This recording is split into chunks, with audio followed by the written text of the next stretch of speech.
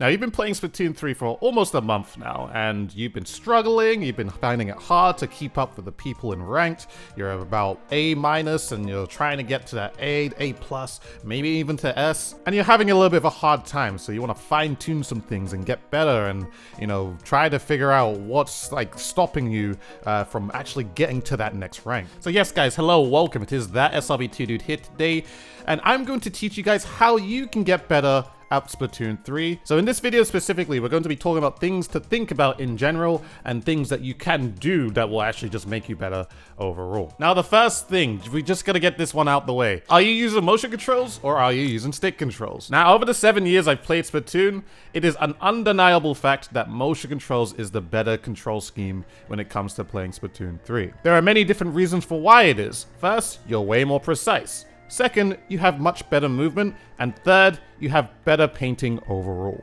Those are the 3 points for why it's better. In comparison to stick controls, there is actually no benefits to using stick controls, mainly because there's no aim assist in this game. Everything is raw input. So if you're trying to transition to motion controls and trying to learn it, I do have a full motion control breakdown video right here, and it's by far one of the best videos to really understand how motion controls works and how you really want to control it. The next thing that will help you get better at Splatoon 3 is how you position your crosshair while playing. Now, what I mean by this is making sure that you have your crosshair parallel to the floor.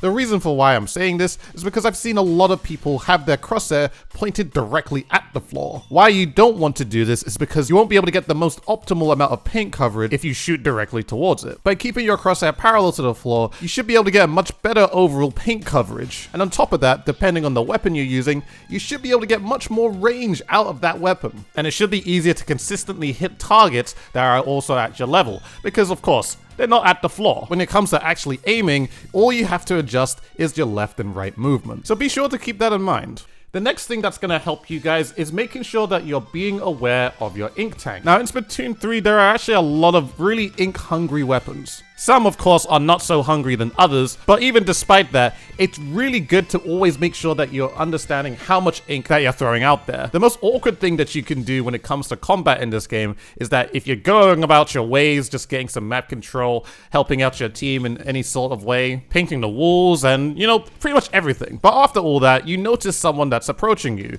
and you're just like, okay, you know what? Let me go ahead and swim up to this person and then go take him out. You proceed to do that, but you don't even realize that you have used pretty much all of your ink tank, and then you walk up to them and you have no ink to fight with. This is incredibly awkward, isn't it? In Splatoon 3, if you have no ink, you cannot do anything. So when it comes to actually getting yourself into a fight, always check if you have enough ink in your capacity to actually go ahead and challenge that fight. You can do this by simply looking at the back of your inkling just to see if there's enough ink in the tank, or while you're in squid form, you can check how much ink you have before you even go there. At least by doing this, it'll make it much easier to determine, alright, am I ready to go ahead and fight or not? Now, this one is very important because I can't stress this enough. Ink control in Splatoon 3 is almost everything.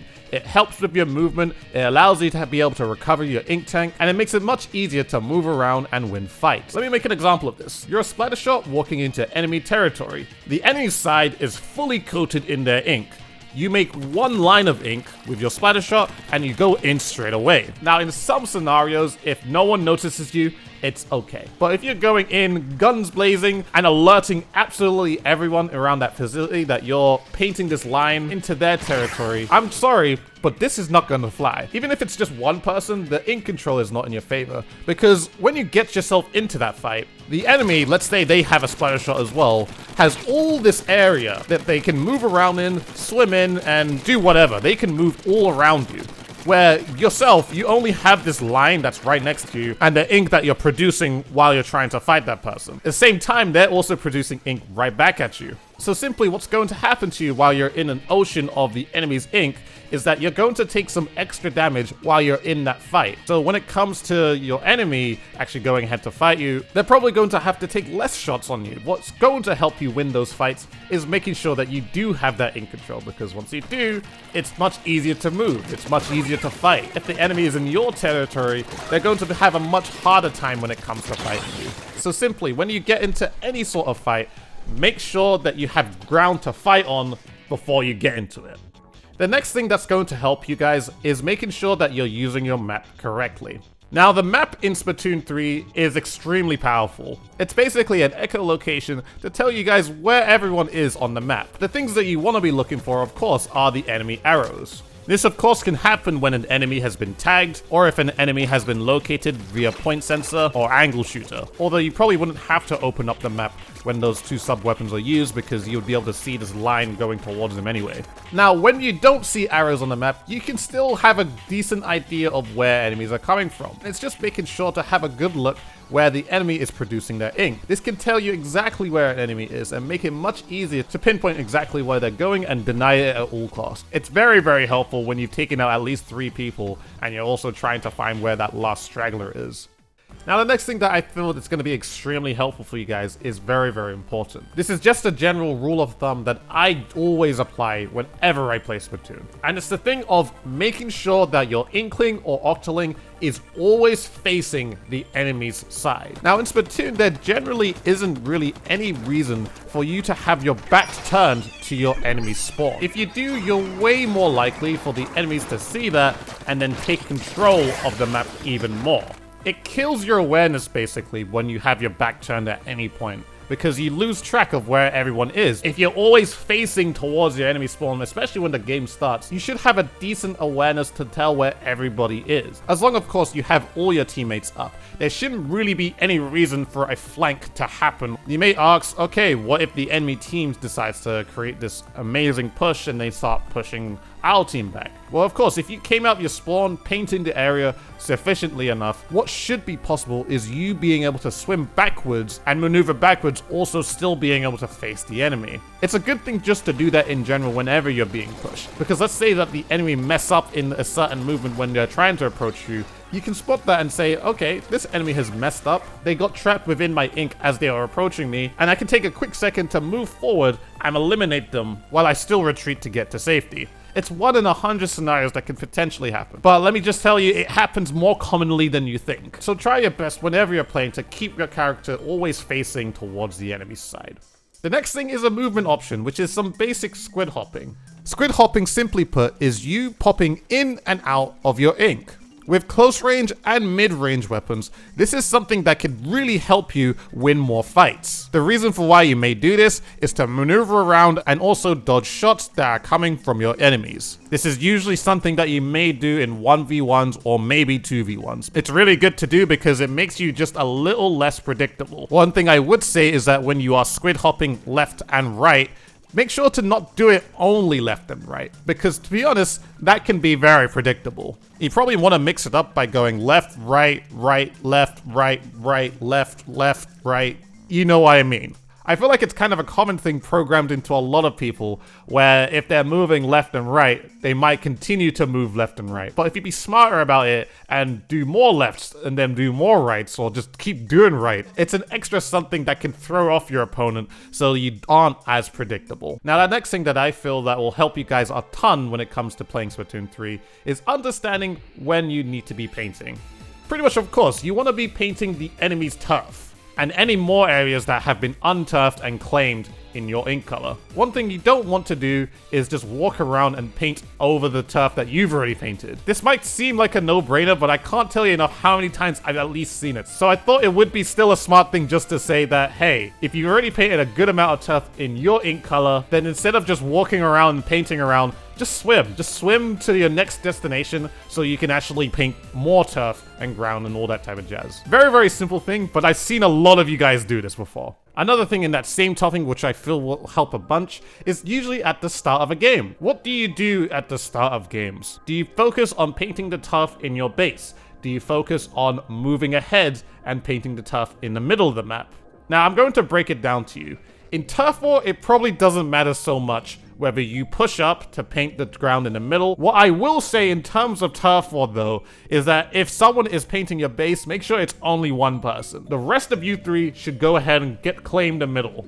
Because let's just say everybody on your team spends like the whole first 30 seconds painting your side of the map. What's going to happen is that the enemy team is going to have mid completely free. And just because of that, they might actually have more time to also paint some of your area already at the start of the game. So you instantly lose all turf control of the entire map. So of course, in Turf War, one person should always paint your side of the map. When it comes to every ranked mode though, all of you guys need to be pushed up towards the middle of the map. Every single one of you at the start, push up towards the middle. It is very important to make sure that you have control of the middle of the map in every single rank mode. Main reason is because the objective is usually always there. Flat zones, tower control, and Rainmaker, it follows the same case. Climb Blitz, of course, is a little different because the objective is pretty much everywhere and then you eventually push onto the other side. But it still follows the same thing because really you're trying to get onto the enemy side anyway, so you want to paint the middle so that you can prepare yourself to actually push forward a little bit more. But what about your base in those ranked modes? Why is it so uninked? Well, this is the thing. If one of your teammates die, what they should probably do is jump back to their spawn and use that area to actually build a special as they come back in. This is pretty much why you leave a lot of turf uninked at the very start of games in ranked. You basically use your base as a special farm to actually counter any incoming pushes that are coming from the enemy. Now, in general, of course, you should always be trying to paint, whether it's the middle of the map, a little bit of your side of the map, and of course, you very much want to be able to paint the enemy side of the map, because all of this will lead into you getting, of course, your special weapons, which I mentioned. Special weapons in this game are so key. I feel like special weapons in Splatoon always decide what's going to happen next. Of course, there could be moments where one of your players with their main weapon itself could run in and like get 3 kills just off the bat, just straight away. This of course doesn't happen most of the time, but special weapons are so good when it comes to making your enemies do what you want them to do, or move them in different places so that your teammates can capitalize to get that double, triple, or quad kill. You want to make sure that you're using your special weapons to displace your enemies. If you're able to make them move and single them out, and making sure they get displaced from your team, it makes playing Splatoon much easier. In short, just try your best to single out opponents if you can, whether it's with your main weapon, and it most definitely might happen with your special weapon. The next thing that I want to talk about is making sure that you're being aware of your HUD. Your HUD gives you guys so much info, it's kind of ridiculous. Of course, this could be different in terms of the game type you might be playing. Like in Clam Blitz, it literally tells you how many clams each player actually has, so you can have an understanding of who you might want to take out or who might be close to their power clam and all that type of stuff. But making sure that you are aware of your HUD is so key. Because of course it tells you every single weapon that's on the enemy team, but it also tells you who's dead or who's alive and every single thing like that. Which will lead into the next thing that I'm going to say. It's a general rule of thumb of if you've taken 2 down on the enemy team, it is your time to push forward. You can use that as, okay, I can move more freely around the map because there's less to worry about. I can perhaps push. I could perhaps take the time to actually paint more of the area. That's a very brief case of it. But making sure that you're using your HUD so you know how many people are down on the enemy team, or knowing how many people are down on your team. If lots of people are down on your team, or basically everyone except for you, that can be indicator of, okay, I need to play more patiently. I probably need to fall back so that I don't get taken down as well. All of this can practically be determined of the use of your HUD. And the last thing that I'm going to mention for you guys today is using, of course, your ink control to your advantage. This is another combat tip, and we call this combat tip sharking. Now, what sharking is in this game is basically you chilling in your ink and not doing absolutely anything. Possibly letting people pass, possibly being a little bit sneaky. It is basically camping in your ink, in other terms. It keeps you less known to the enemy player. If you're always jumping in and out of the ink and letting your opponents aware of where you're about, then you're basically just making them very aware of you. But let's just say you've got a bunch of ink control and you're sharking in your ink and you're not letting the enemy team be aware of your whereabouts, then it's going to be much easier to be able to get first shots on the enemy team. Instead of making it a case where the enemy team and yourself both see each other at the same time and try to brawl it out, those kinds of situations can end in trades a lot. But if you're sharking and the enemy team does not see where you're at, you can get the first hits on them, and usually you can always come out of that fight being the one on top. Which this is why sharking in Splatoon 3 is such a good thing. It's usually done by mid or short range weapons. Of course, there are a couple of long range weapons where it might work, but in general, it's a really strong thing to do in Splatoon. And that's pretty much it, guys. Those are my top tips on how to get better at Splatoon 3. This video was, of course, for everyone. Of course, there's a lot of beginners and new people into Splatoon 3, and I think this will help them. And there's of course a lot of players that have played for a long time that probably didn't know a couple of these things that I've also mentioned. Now, just so you guys are aware, in the future, I plan to make really nitty-gritty, in-depth guide of some really outside of the box kind of tactics that will definitely help you become better than your opponents whenever you're playing them. We're not going to cover it in this video because it will make it too long, and I don't want to overload you guys with too much info straight away. So I hope these tips helped you for now, and if you know anybody who is struggling, I highly suggest that you suggest them this video because I believe it will help them a whole bunch. With all that being said, I really do hope you guys enjoyed this video. Please make sure to like, favorite, comment, and subscribe to the channel if you have not already.